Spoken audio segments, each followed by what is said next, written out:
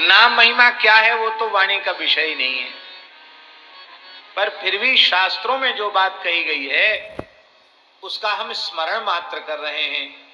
एक बार राम नाम का उच्चारण कोई कर ले, राम नाम, हरि नाम, कृष्ण नाम, जो भी भगवान नाम, एक बार भगवान नाम का उच्चारण कर ले तो अनंतानंत जन्मों के संपूर्ण पाप तत्काल नष्ट हो जाएंगे, भस्म हो जाएंगे।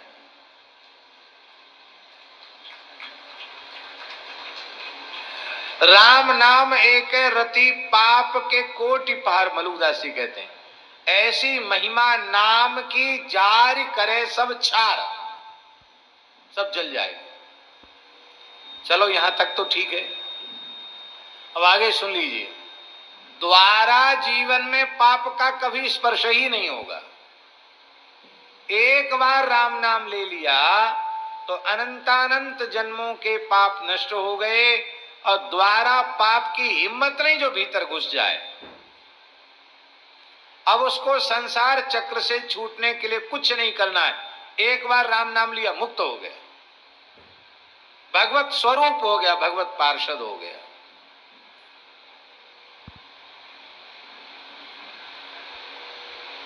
पढ़े लिखे लोगों के मन में जब ऐसी बातें वो पढ़ते हैं तब तो उनके मन में होता कि अरे ये सब अतिरंजित करके लिख दिया गया है।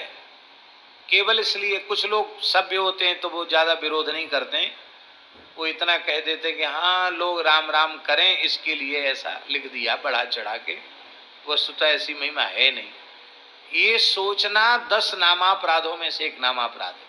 नाम में अर्थवाद की कल्पना करना, ये 10 नामापराधों में नाम। वस्तुतः भगवान नाम की महिमा क्या है? वेद, इतिहास, पुराण, स्मृति, धर्म शास्त्र, संतों की वाणियों में जो भगवान के नाम की महिमा कही गई है उससे भी अनंत अनंत अनंत अनंत गुणित भगवान नाम की महिमा है। कोई पारावार नहीं है नाम महिमा।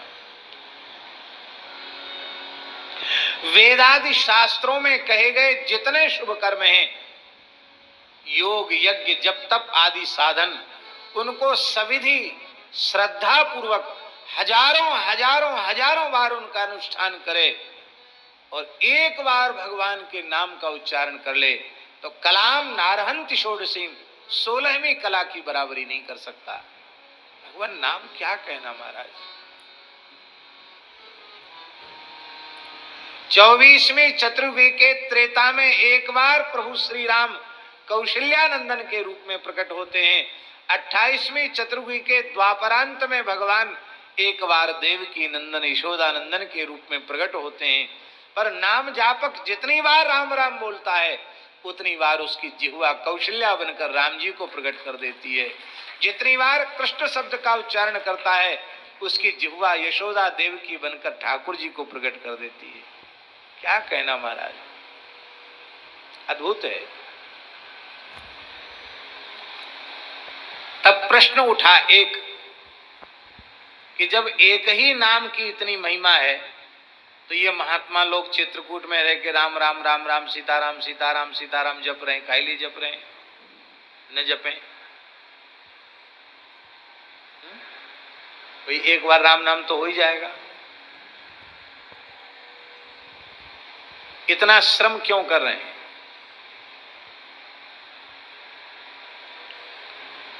महाराज जी उसका समाधान इतना ही है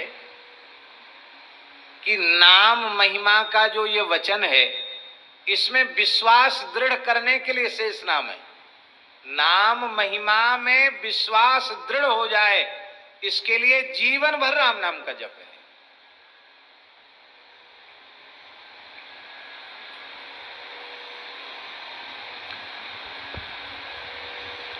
अब भक्तमाल जी में प्रसंग है कि वो अपंग व्यक्ति को छू दिया विभीषण जी ने तो वो स्वस्थ हो गया और उसके माथे पर राम नाम तुलसी के पत्ता पे लिख करके रख दिया तो वो समुद्र में योग बल से चलने लग गया, थल के समान चलने लग गया।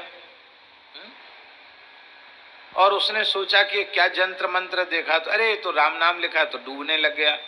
तो फिर विभीषण जी के राम नाम की शरण ली तो फिर चलने लग गया। अब राम नाम तो वही है, विभीषण जी का राम नाम अलग से कहां से आ गया? विभीषण जी में राम नाम के प्रति जो अगाध श्रद्धा, निष्ठा, विश्वास है, उसकी बात अलौकिक है, उसी का प्रभाव होता है। हमारे पूज्य गुरुदेव भक्तमाली जी कहते थे कि गंगा सागर में कपिल मुनि के पुजारी थे महाराज। जो हनुमानगढ़ी में हनुमान जी की पूजा मिलती है, उसको 6 महीना कपिल भगवान की भी पूजा मिलती है। तो महाराज जी 2 बार हनुमान जी के पुजारी रहे हनुमानगढ़ी में, तो 2 बार कपिल मुनि की सेवा महाराज को मिली। तो अब तो बहुत सुविधाएं वहां हो गई हैं। महाराज जी कहते थे उस जमानों में न तो बिजली थी, यातायात की सुविधा तो बिल्कुल नहीं थी, और आमदनी भी नहीं थी, फिर भी साधु वहां रहते थे। और जिसको भेज दिया जाता था केवल चढ़ावा आता था, ये जो संक्रांति आती है उस पर, बाकी कोई चढ़ावा दर्शनार्थी कोई नहीं। यहीं से अयोध्या जी से व्यवस्था करके जाना पड़ता था वहां राशन पानी की। तो ऐसा था कि जिसको वहां भेज जाना पड़ता था तो उसको लगता था मानो काले पानी की सजा होगी उसको, ऐसा। और कुछ बनाओ तो तमाम भिक्षुक आ जाते थे, बाबा हमको दो, हमको दो, हमको दो। ये हालत वहां की, गरीबी। तो महाराज जी कहते वहां गए तो क्या हुआ कि पता नहीं, वहां के समुद्री जलवायु के प्रभाव से भात ही खाना, केवल भात खाने का उतना अभ्यास नहीं, तो पेट में दर्द उठने लग गया, सूल। और होते होते इतना तेज दर्द बढ़ गया पेट में, कोई भी चीज खाएं भयंकर दर्द हो, कभी भी उठ जाए दर्द। अब वहां कोई चिकित्सक उपलब्ध नहीं, कोई दवाई उपलब्ध नहीं। तो एक रात्रि इतनी जोर का दर्द पेट में हुआ कि हमको लगा कि आज प्राणांत हो जाएगा। और पेट की समस्या बचपन से ही थी, विद्यार्थी जीवन से ही। तो एक बार तो मन में आया कि जो साथ वाले पुजारी हैं उनको जगा दें कि गुरु भाई अब तो हम मर रहे हैं, हमको बहुत तेज पेट में दर्द हो रहा है। लेकिन महाराज जी में सहन क्षमता बहुत थी। मन में सोचे दिन भर बेचारे सेवा करते, हम रात की उनको खराब करें, ये जग के भी क्या कर लेंगे। डॉक्टर तो यहाँ है नहीं, कलकत्ता यहाँ नहीं है, कैसे कलकत्ता जाना, कैसे दिखाना। आज तो कपिल भगवान के चरणों में मरना निश्चित है। बड़ी भारी पीड़ा हो रही थी। मन में आता था कि कोई कहीं से कुछ दवाई तो मिल जाती, थोड़ी शांति आती। तो उसी समय हमारे मन ने अपने आप को धिक्कारना शुरू किया कि अरे राम नाम भव भेषज हरण घोर त्रैसूल। राम नाम भव भेषज है, त्रैसूल को हरने वाला राम नाम है। और हम किस बात के साधु हैं? राम राम तो कर नहीं रहे हैं, डॉक्टर का चिंतन और दवाई का चिंतन कर रहे हैं। राम नाम से भवसूल मिट जाती है तो उदरसूल क्यों नहीं मिटेगी? कहते ये बात भीतर जैसे ही विश्वास आया, कहते छू मंतर के जैसे दर्द उसी समय गायब हो गया। और कहते बचपन की बीमारी थी पेट में दर्द होने वाली, कहते आज तक हमारे पेट में दर्द उठा ही नहीं। उसके बाद से नाम उच्चारण नहीं किया, नाम महिमा की केवल स्मृति हुई, नाम महिमा पर विश्वास आया। विश्वास आते ही और चमत्कार हो गया। तो महाविश्वास पूर्वक है, नाम में भी महाविश्वास काम करता है। ये तिलक, तुलसी, वैष्णवता का स्वरूप, ये सब इसके मूल में विश्वास ही तो काम करेगा। चित्रकूट धाम की महिमा के प्रति विश्वास, जो कुछ लिखा है वो सर्वथा सत्य है, ऐसा हम अपने आप के मन में अनुभव करें।